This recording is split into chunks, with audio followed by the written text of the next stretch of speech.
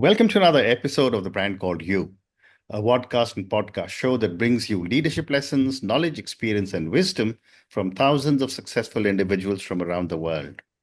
I'm your host, Ashutosh Garg, and today I am delighted to once again welcome a well-respected and recognized personality speaking to us from the Netherlands, Mr. Adjiedj Bakas. Adjiedj, welcome to the show. Thank you, Ashutosh. Thank you. You make me blush. Thank you.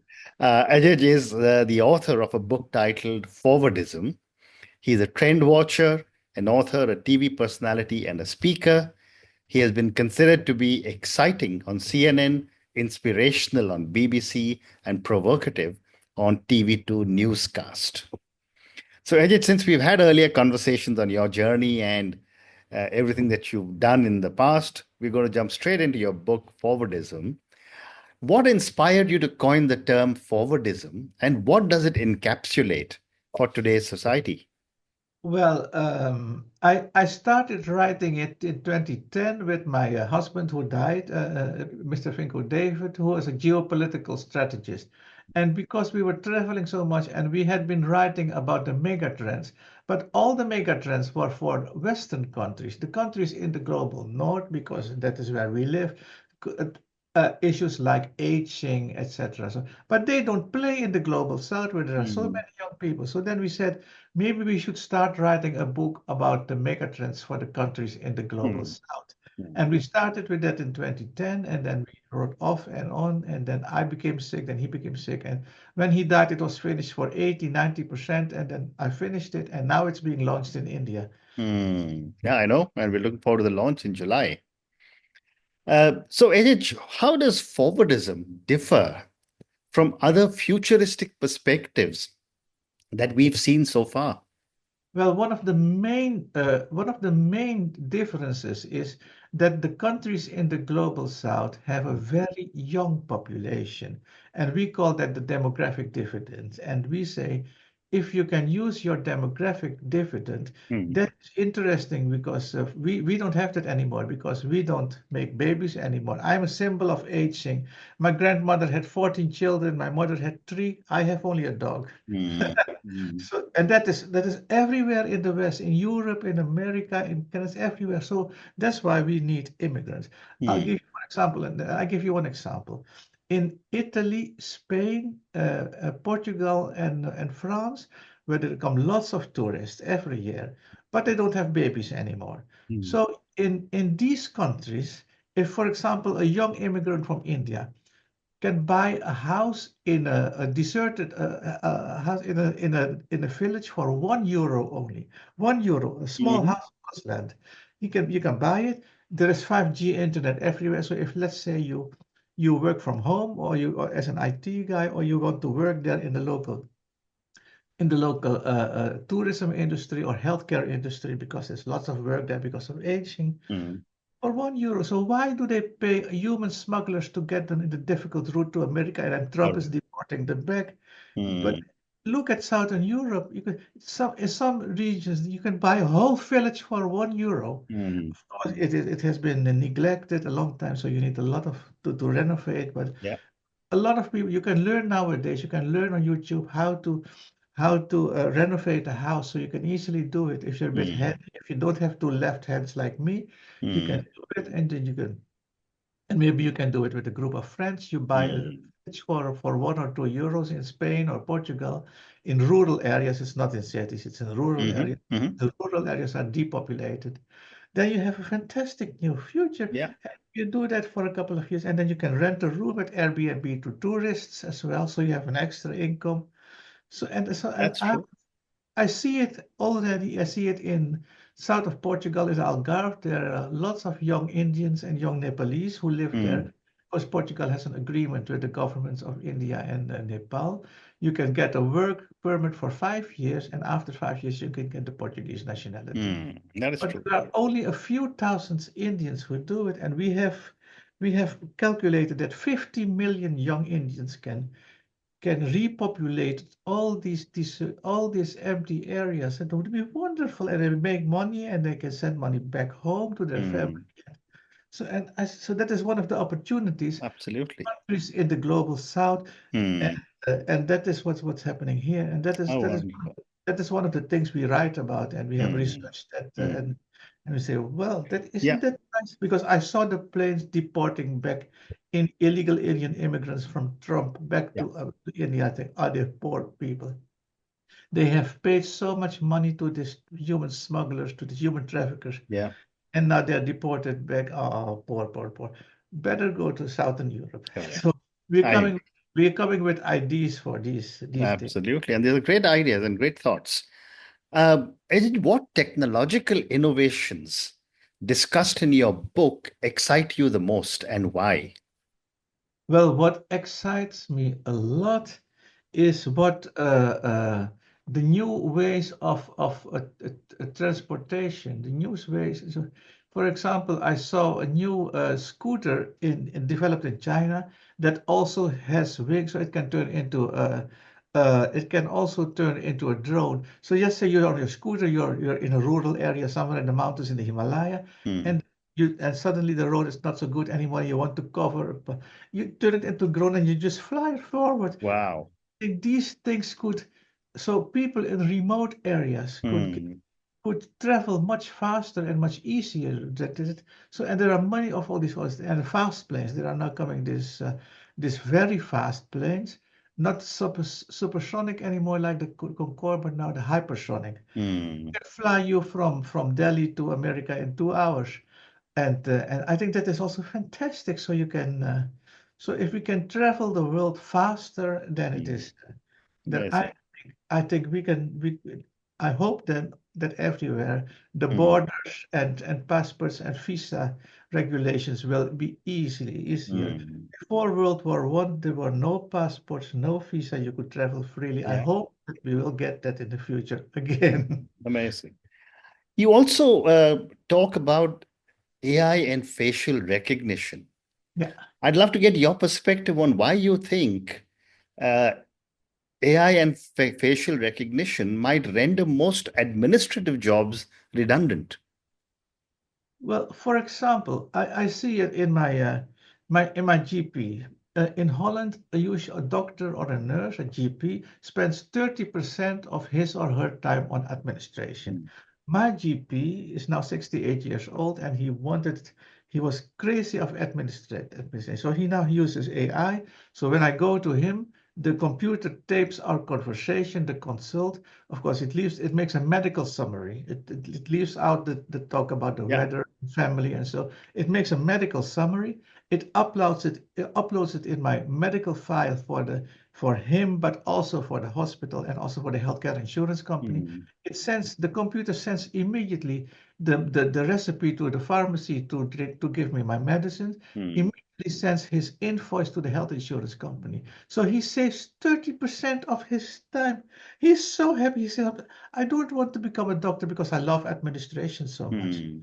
If we use that, and that is all AI and facial recognition because his computer recognizes me immediately, knows my number at my insurance company, knows Yeah. exactly how to find.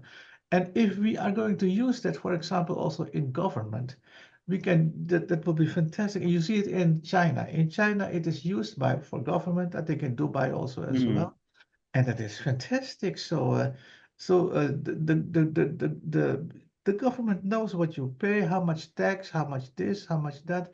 For example, when you need a license if you want to enlarge your house, so it helps e-government. And I Mm. think if you get e-government, because that is one of the points in many countries, there Mm. is so much red tape, and every citizen hates the red tape. Mm. Mm. Mm. So Absolutely. we could lessen the red tape with that. I think everybody would be happy. Mm. Well And that is said. also what we write about. We said economy and economic growth is, of course, not only financially or economically, but it's also about making people happy. Mm. Very And interesting. there are some research also from the United Nations and so that we quote in the book that, for example, if there is less red tape, people are more happy. In Mm. Italy, for example, people are very unhappy because of all the red tape of the government. Italy is Mm. one of the countries with most red tape in the world. If you complain about red tape in India, compare it to Italy. Yeah, yeah, It's yeah, yeah. worse in Italy. Correct, correct, correct, correct. Absolutely, absolutely.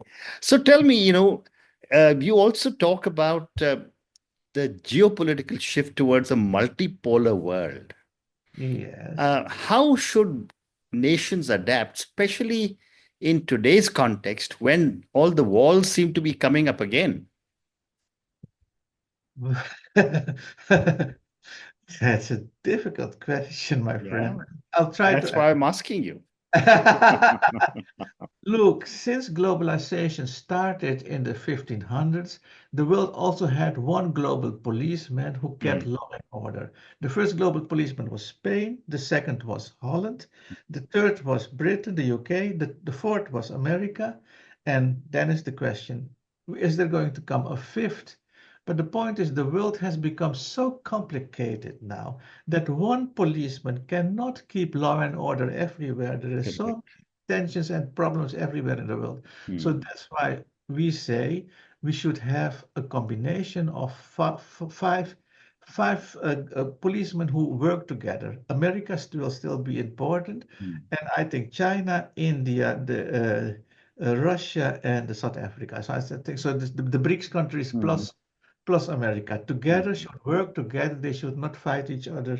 They should work together in order to keep, as a kind of world government, to keep law and order everywhere in the world, to prevent wars, to ease tensions, and to make trade and economy and happiness all over the world better, and to mm. lessen poverty, because Well that is said. also a thing. We should lessen poverty. Correct. But now with AI and all this technology that we have, now with smart farming, we can we can end poverty in the whole world, also in Africa. Mm. Well said. But you just spoke about BRICS, and therefore my follow-up question is, with BRICS nations rising, what do you foresee for Western dominance in global politics and economics by the middle of the 21st century? Well, I think Western dominance will lessen, but Western dominance is not only a part of hard powers. For example, what Trump is doing now, President Trump is doing now, is actually saying America cannot afford to pay policemen in Europe. Europe is rich enough to do it themselves. So Correct. we're not going to have soldiers in Europe anymore. We're not having going to have everything. So what he is saying to the world, people should organize their own security matters. Now, one of the advantages of India is you have one of the largest and best trained armies in the world. Mm, India contributes most soldiers to the UN's peacekeeping forces. mm, So you can take care of your own security. So that is very good. China also has a very good army. Russia too. The South African army and the Brazilian army. I don't know how good they are, but power and dominance are is economic, it is money, it is army, it is so it is your defense. It is also soft power. America's soft powers is Hollywood, jeans, fashion, music, American music, because thanks to Hollywood, America also was able to conquer the world. In mm, I remember when I was young in the 1960s, 70s, it was only American music, American artists, American Hollywood movies. mm. Correct. China also has soft powers. His soft powers are Alibaba, AliExpress, because Mm, we buy everything cheaply in China. correct. And they have TikTok. Yeah. And India has Bollywood, but I think India should also use the Indian food Mm, as a soft power because Western food, what we see now, is making people obese and mm, ill. The mm, American Minister of Healthcare, Mr. Kennedy, is the first Minister of Health in America who says American food is making people obese and sick. mm. And we see that Indians now are getting obese because of American food. Correct. Correct. So let's oppose that with healthy Indian food, a Mm, lot more veggies, because that is also what we're going to see. Veggies are healthier. So I think India should also invest in exporting the Indian kitchen as a soft power. mm. But Bollywood, of course, is fantastic. I think, and maybe also Yeah. Indian fashion and other things. But Mm, soft powers are important. So for China, they have two soft powers, Alibaba and TikTok. And maybe you could come up with like an Indian kind of Yeah, TikTok, yeah, some very some interesting. other, or No, some no, other. we do have. Yeah, So but several, your soft powers are also yoga and meditation, correct, correct. and that is Let's now also talk about China and Taiwan. You yeah, also use the term Taiwanization of China.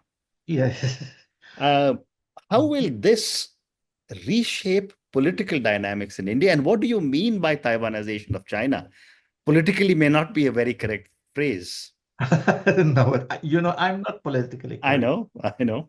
Look, I think that China and Taiwan will unite somewhere this century. They will reunite again for several reasons. Hmm. Because Taiwan is like a giant fort in front of China, and if China wants to get free access to the ocean there in front of it, then this fort, this fortified island is not in their interest. And also the what we see, China has always been an empire, and the emperor had his crown jewels and the crown jewels. And when it was separated, the crown jewels of the emperor are now all in Taiwan. They are in big folds in the mountains in Taiwan. And the Right. and according to Chinese myths, the legal ruler of China is the one who owns the crown jewels of the emperor. And the Hmm. last emperor is dead, Yeah, and, and the Communist Party took over, and we call them the Red Dynasty, because in all aspects it's the same as the imperial dynasty before. And so that's why they want the crown jewels back, and then they are the legal heir of the imperial history. So correct. it will do. But if you visit, we have both been traveling many times to China and Taiwan, and in our opinion, Taiwan is a better version of China because Absolutely. I you live agree. in I've been China. there many times myself, man. Yeah, it is Chinese food, Chinese culture, Chinese, but it is so modern, it is so free, it is so Hmm. happy. The people are more happy. And if you go Hmm. to China, I lecture at a university in Shanghai, and my students and everybody they say China feels like one big open air prison. Hmm. And the people are not happy. Recent surveys show that the people in China don't feel happy anymore. They feel proud that their country is a superpower, but they want more freedom. And Hmm. that's what we call the Taiwanization of China. So when they will reunite and they will see how Taiwanese Chinese live, they will say, we want that too. And then I think the soft power of Taiwan Yeah, will start conquer first the south of China and then the rest. very interesting. Adjiedj, you also have another very interesting phrase, which is emotional machines. Talk about this, and I was wondering when I was reading about emotional machines, is what would be the societal implication if humans started to prefer robotic replicas over traditional human relationships? Then probably your grandchildren will be robots. Well, what we see now is that due to aging in countries as China, Japan, and South Korea, Mm, robotics are on the rise. And now mm, they have humanoid robots. And the humanoid robots can also have a mask just like your face or my, correct, and correct. they can smile, they can laugh at you, they can Mm, smile, they can talk at you. Okay, the voice still sounds a bit robotic, but they're becoming better.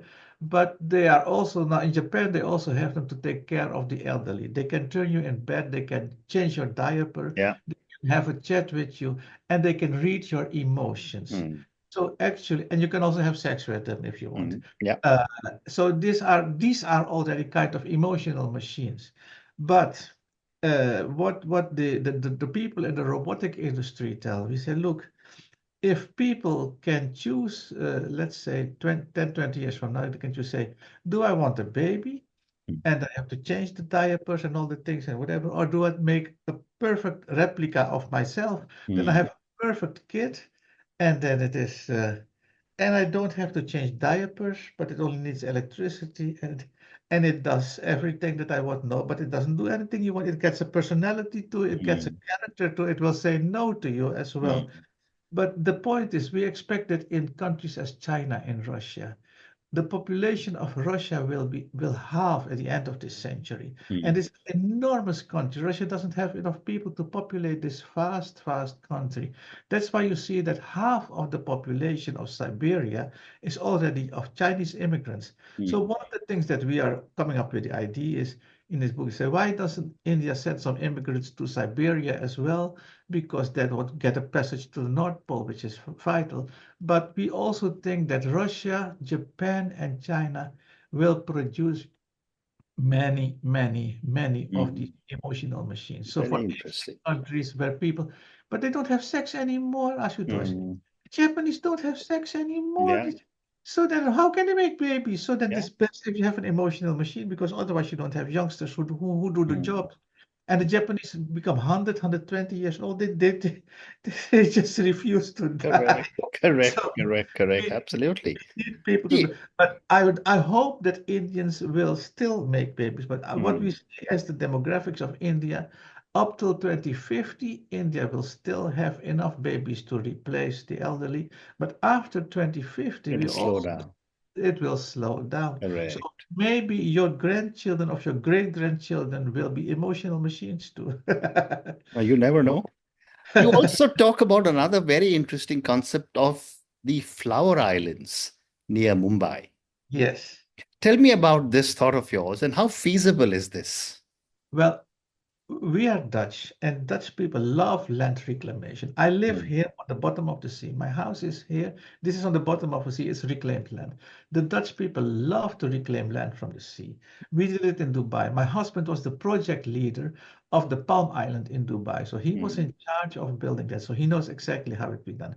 But the sea around Dubai is very shallow. So mm. it is very easy to do that. But the sea around Mumbai is deeper. Yeah, It's, I think 400, 500 meters deep, some places even 2,000 meters deep, because Mumbai has a long tradition of land reclamation. It yeah, started islands and then, but so we talked with the oil industry, people of Shell and other, and they say what we do with our island, what we do with our oil installations on the sea, we some of them are, and they are very heavy. They're more heavy than a skyscraper. Some of them are built on floating islands. Some of them have foundations, these are pillars, which can be 2,000 meters. And then they go 2,000 meters on the seabed, and then they can be. So we thought if we can use the idea of these of the oil companies and then do it in front of Mumbai and when it's mm, 500, 600 meters, and then we build these pillars or some of them floating, but of course they should be because in the monsoon you have strong winds, so we have to do a feasibility study of course first, but I think then it is feasible, and then it would be wonderful. So if we can build these absolutely. beautiful islands and then it could add to tourism in Mumbai, and I we heard that the government of the United Arab Emirates wants to build a tunnel on the seabed from Yeah, Dubai to that's Mumbai. what we have also heard. Yeah, And, and, and Elon Musk wants to build a tunnel from New York to London. I think yeah. that's a bit long, but if we can do it from Dubai to Mumbai, and then we could market them as the twin cities, Mumbai, Dubai, and they could become the financial capital of the global Correct, south. But then they could also share tourism because then, according to the UAE, you could be in 20 minutes from Dubai in Mumbai, and then we could share tourism. correct. And then if they made their Palm Islands, and so they made tourist attractions, we can do the same with Mumbai, and then we can Mm, share tourism, and then that would be fantastic for I city agree. marketing. That is so true. So I have time for two more questions for you. My next question is that what role does ethics play in forwardism, particularly in relation to technology like surveillance and artificial intelligence? Of course, ethics. You have difficult questions today, my friend. You've written such a fascinating book that I had to ask you detailed questions. Yeah, ethics will become very important. So to young people who watch now, if you want to study something, study, of course, technology or ethics, Mhm. because ethics will become very important. Because, for Hmm. example, a humanoid robot, an emotional machine can do everything. It can even kill, it can even murder people. It can do Hmm. so. So so ethics will become very, very important. And I Mm, also think that religion and spirituality are going to come back. One of the correct. things we see in happiness, Indonesia is one of the happiest country in the world because Mm, Indonesians feel a sense of community. They have yeah. communities and that is one of the things that India should not lose. If you are going to become a superpower and more, in America, half of the Americans have zero friends because they work, work, work. They're superpower, they work, work, work, they pay tax, they don't have time for friends and family. And that is one of the things that we advise Mm, Indians. The economic growth in Indonesia is also tremendous. When you grow, also don't lose your sense of community, don't mm, lose your values, and also keep a sense of spirituality, which you also advocate in your book, The Seven Chakras. correct. So I think that is very important. That is what we in the West did wrong. Our Mm, churches are empty. We don't believe in anything anymore, and that's why we lost yeah. ethics. That's why we lost spirituality, and Mm, that's why we lost happiness. One in mm, three people in Europe calls themselves lonely.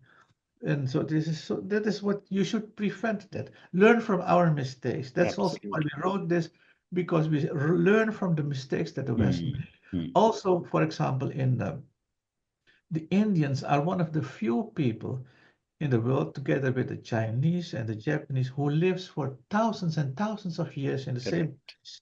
But that place is holy. So one of the things that I don't like about northern India is the air. The air the air is how do you call that? Is the pollution. Air pollution. My God. And if you look at the top three of most polluted air Yeah, pollution in yeah. one is Pakistan, two Bangladesh, three India. Mm, But all the bad air from Pakistan and Bangladesh comes to mm, northern India. So the air pollution in Delhi is so horrible yeah. that that's not good for your health. No. And also we see the pollution of the rivers. People throw plastics and all these things in the river. They are Mm, whole rivers. They are bringing life. You bathe in them. You have rituals in them. So that is, we come up with a lot of ideas to clean up all I know. this. I And know. And work we, is going on.